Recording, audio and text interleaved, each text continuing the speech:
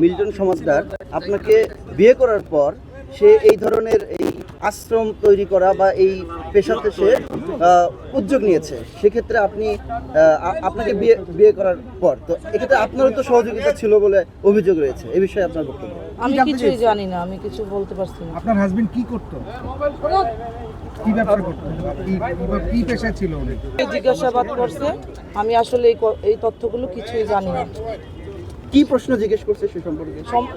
এই যে প্রশ্নগুলো সাম্প্রতিককালে উঠছে ওটাই। এই বিষয়ে আপনি জানেন কি সেটা বলুন। আপনার কাছে কি আমি জানতে কিছুই চাইছেন? জানি না, আমি কিছু বলতে পারছি না। আপনার হাজবেন্ড কি করতো, কি ব্যবসা করতো, কি পেশায় ছিল উনি? তার বিরুদ্ধে যে অভিযোগগুলো উঠেছে আপনি এই সম্পর্কে বলছেন কিছুই জানেন না। আপনার স্বামীকে আপনি নিরপরাধ মনে করেন কিনা এটা বলেন। আমি কিছু বলতে পারছি না, কারণ আইন ব্যবস্থা নেবে, আইন যেটা করবে সেটাই। না না, আইনের উপর স্বামীকে আপনি নিরপরাধ মনে করেন কি কিনা? করতো বা সে কিভাবে জীবিকা নির্বাহ করতো, তাকে কেন গোয়েন্দা পুলিশ কি করতো সে? এই বিষয়টা বলেন না, সংক্ষেপে বলেন না। আমি তো বললাম যে শোনা যাচ্ছে বা আপনি যে বলছেন এলিগেশন গুলো উঠছে আপনারা তো জানেনই, সেই এলিগেশন ধরেই স্যার প্রশ্ন করছে। আমি যেটা আমি বলতে পারি না কিছু, কারণ আপনি আমি তো কিছু একজন জানি না। নার্স না?